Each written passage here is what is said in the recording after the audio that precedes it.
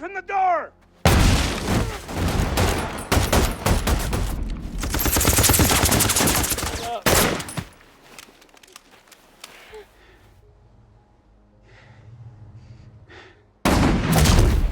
Anyone see where I came from? We better figure it out because we're not done yet.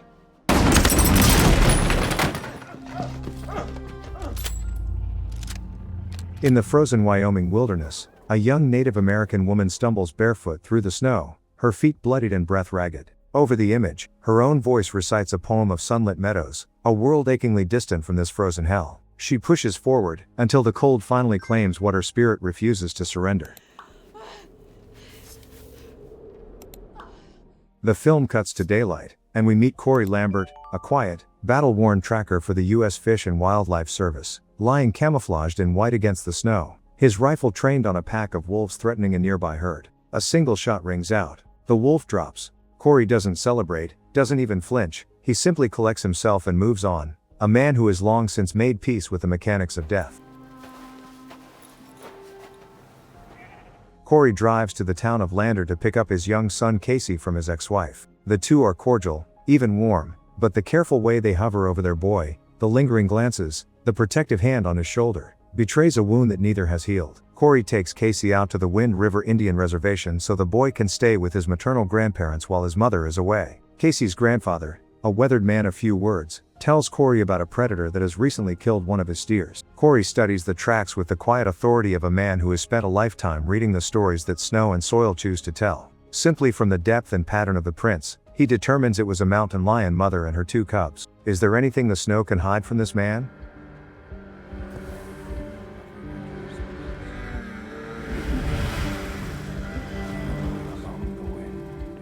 While trailing the lions across the hills, Corey's trained eye catches something far more troubling, a trail of human footprints and blood snaking across the white landscape. He follows the trail to its terrible conclusion, the frozen body of a young woman, her forehead gashed, her bare feet blackened with frostbite, her face locked in an expression that speaks of a suffering no one should endure. Corey recognizes her. She is 18-year-old Natalie Hansen, and as the weight of recognition settles over him, the composed tracker visibly falters, because Natalie was his own daughter's best friend.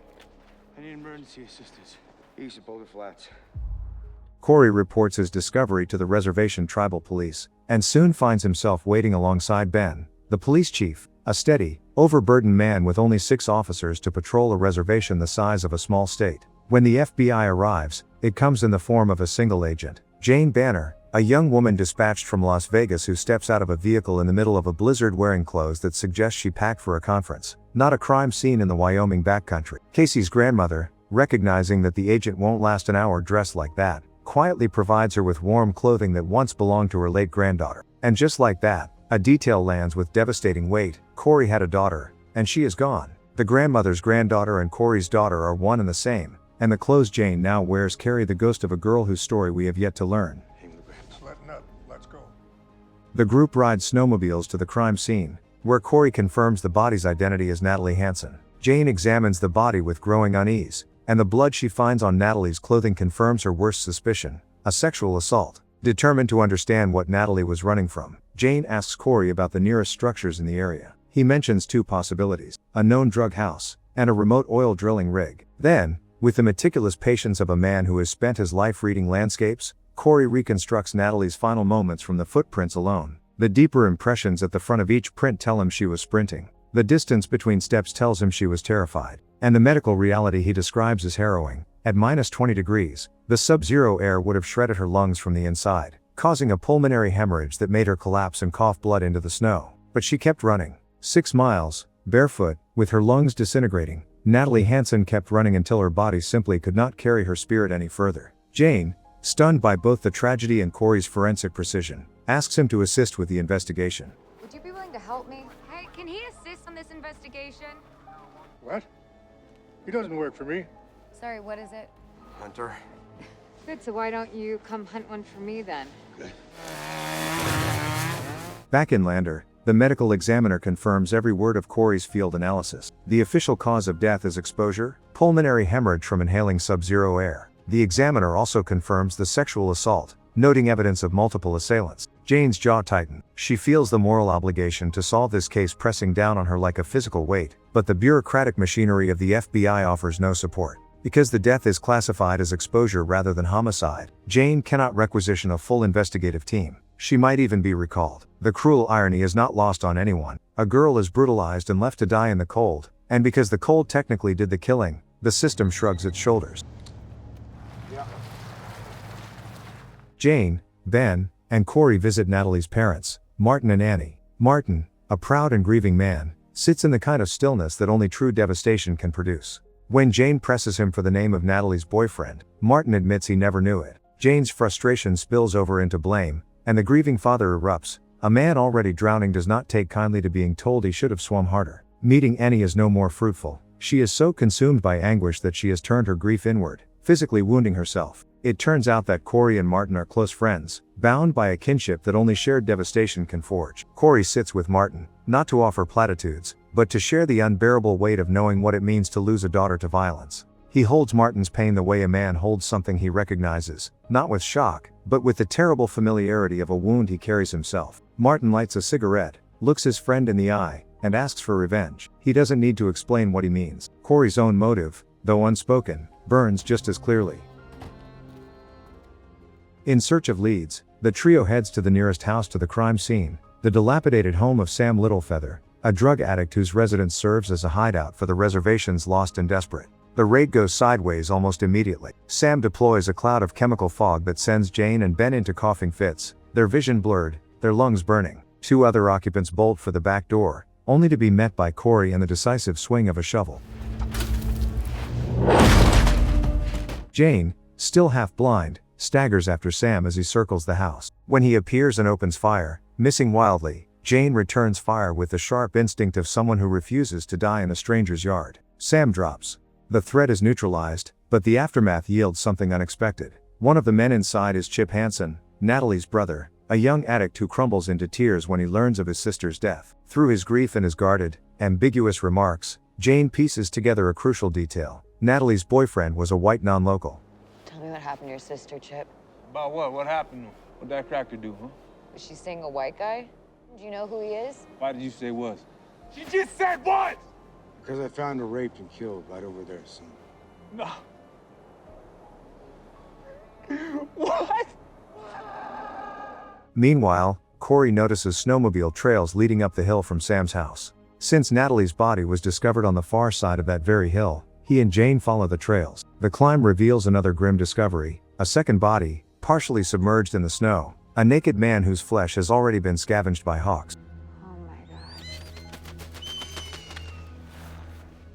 Back at the house, Chip and the others refuse to cooperate, each preferring prison to another day on the reservation, a preference so bleak it tells you everything about the world they inhabit. But Corey knows Chip. He has known him since he was a boy, and he speaks to him not as an investigator but as a man who watched him grow up. Chip blames the harsh environment of the reservation for what became of him and his sister, and there is truth in his words, but Corey pushes back. Unlike most, Chip had options. College, the military, a way out. When Chip retaliates by throwing Corey's own daughter's death in his face, the conversation turns physical, and Chip takes a beating for it. But through the blood and the anger, a name finally surfaces. Matt Rayburn, a security guard at one of the nearby drilling sites, and Natalie's boyfriend.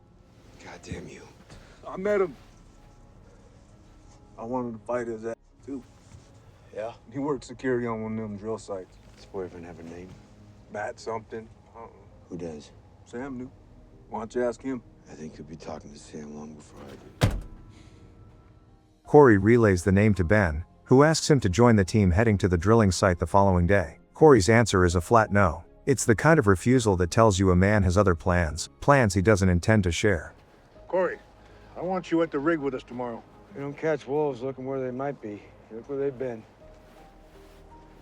They've been right here. Later that evening, Jane visits Corey's home and confirms that the second body has been identified as Matt Rayburn, the very security guard Chip named. The connection is now undeniable. Natalie's boyfriend worked at the drilling camp and is dead. Jane begins to ask Corey why he has thrown himself so deeply into this case, and the answer reveals itself in photographs. Pictures of a girl named Emily, Corey's daughter, the one whose warm clothes Jane now wears. It's my daughter. She passed 3 years ago. I'm sorry. And here, In the quiet of his home, Corey finally tells the story he has carried for 3 years. Emily was 16 when something similar to what happened to Natalie happened to her. Corey, who at the time was a salesman trying to hold his marriage together, had arranged a night alone with his wife at a hotel. The call came from Natalie herself. Emily was missing. By the time they found her, she had been mutilated by wolves. Corey's voice breaks as the full weight of the memory crushes through the wall he has spent 3 years building. The divorce makes sense now, not because of indifference, but because the shared trauma turned their relationship into a mirror that reflected only agony. Corey became a hunter after Emily's death. Whether to track the animals that desecrated her body, or the humans who may have caused her to be out there in the first place, even he may not fully know. Jane excuses herself, shaken to her core, and later discovers one of Emily's poems. The words beautiful, luminous, heartbreaking. It becomes clear that the voiceover from the opening of the film was Emily's voice, reading her own poem, a girl dreaming of meadows while the world gave her only snow. Here's a meadow, my perfect world. Have a good night. See you tomorrow. The following day, the investigation splits. Corey returns to the hills above the drilling site to further investigate the trail leading to where Matt's body was found, while Jane, Ben, and 4 deputies ride snowmobiles to the oil camp. The head of the security guards greets them with practiced calm, claiming Matt has been missing since a fight with his girlfriend days ago. But Jane notices something he didn't intend for her to see: bruises on his face, and on the faces of the other guards who arrive shortly after. Their explanation, they hit trees while snowmobiling around the territory, is about as convincing as a wolf claiming to be a house cat.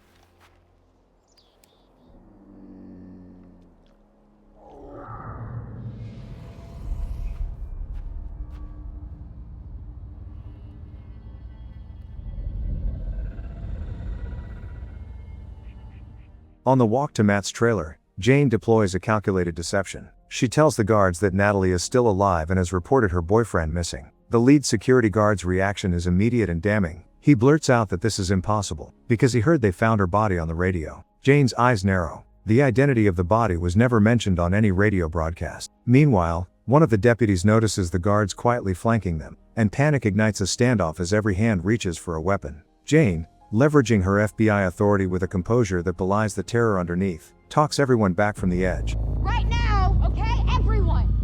And I need you to back down.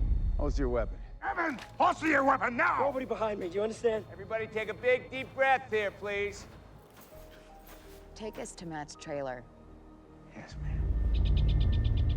Jane approaches Matt's trailer and begins knocking on the door. And here, the film pulls us backward in time to Natalie's last night alive. We see Matt open the door to find Natalie standing there, alive, radiant, hopeful. They embrace, they kiss, and the scene cuts to the two of them lying in bed, whispering about their future, plans for leaving, for building a life beyond the snow and the silence. It is the most tender moment in the film, and it exists only to make what follows unbearable. Matt's drunken co-workers arrive at the trailer. Natalie draws the curtain, but a man named Pete, belligerent, drunk beyond reason, yanks it back and begins taunting the couple. What starts as crude teasing escalates with sickening speed. Pete leaps on Matt, demanding to be involved. One of the other men hurls a racial slur at Natalie, and when she slaps him, the restraint in the room shatters entirely. Pete tears at Natalie's clothing. Matt fights back with everything he has, but the numbers overwhelm him, and both he and Natalie take devastating blows to the head. When Natalie regains consciousness, she finds Pete assaulting her. Matt, coming to and seeing this,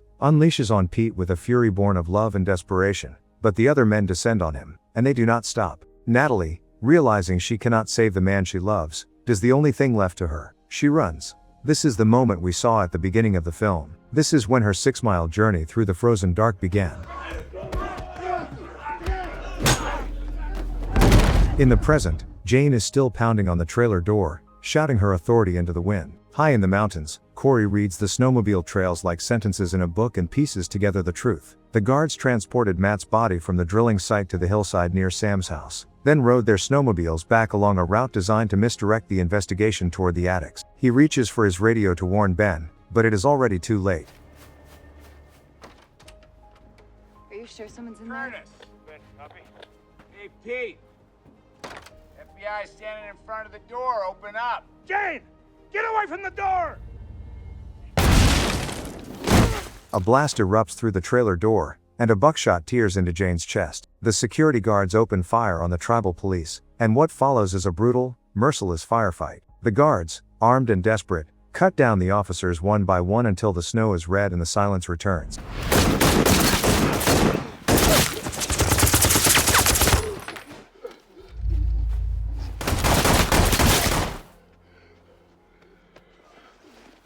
Jane lies on the ground, alive only because her bulletproof vest absorbed the blast, but her weapon is empty and the lead security guard is standing over her, raising his gun to finish the job.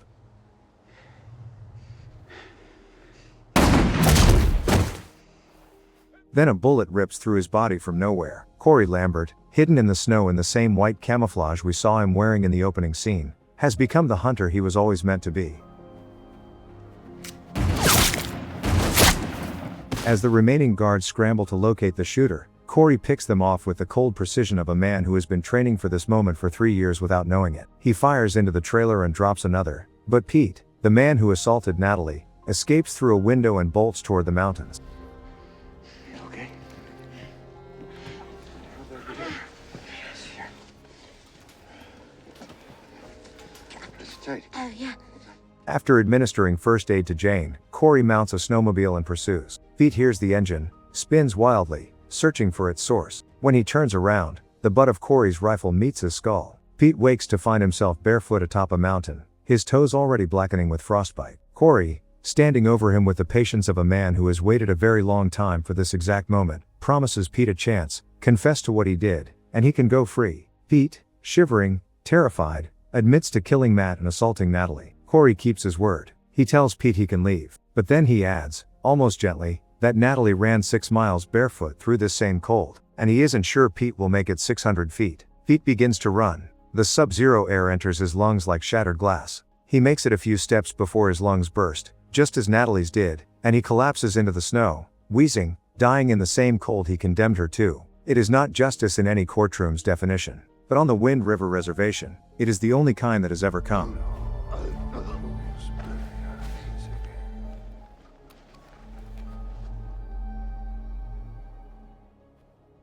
In the hospital, Jane tells Corey she feels lucky to have survived. Corey, with the quiet conviction of a man who has watched too many people die on this land, tells her that luck doesn't exist out here. You survive because you have the spirit and the strength, or you surrender because you don't. Jane's composure finally breaks as the full weight of what she witnessed crashes over her. Natalie's 6-mile run, barefoot, lungs failing, through a frozen night, fighting to live. The tears come not from weakness, but from the overwhelming recognition of a courage she will carry with her for the rest of her life. She ran 6 miles in the snow.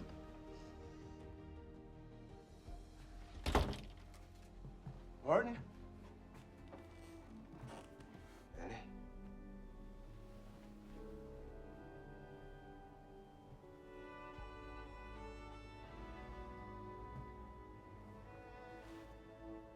Corey then pays Martin a visit and finds his friend sitting outside, his face painted in a traditional death mask, a man who has decided he no longer wishes to exist in a world that took his daughter from him. Corey sits beside him and, with measured words, describes how each of the men responsible for Natalie's death met their end, particularly the man who assaulted her, who died, as Corey puts it, with a whimper. Martin's stoic mask fractures, and the grief he has been holding at arm's length floods in. He asks his friend to stay, to sit with him, to share in the weight of a loss that no father should ever have to carry. And Corey stays, because he knows this seat, he has sat in it himself, and there is no place else he would rather be than beside the only other man in the world who truly understands.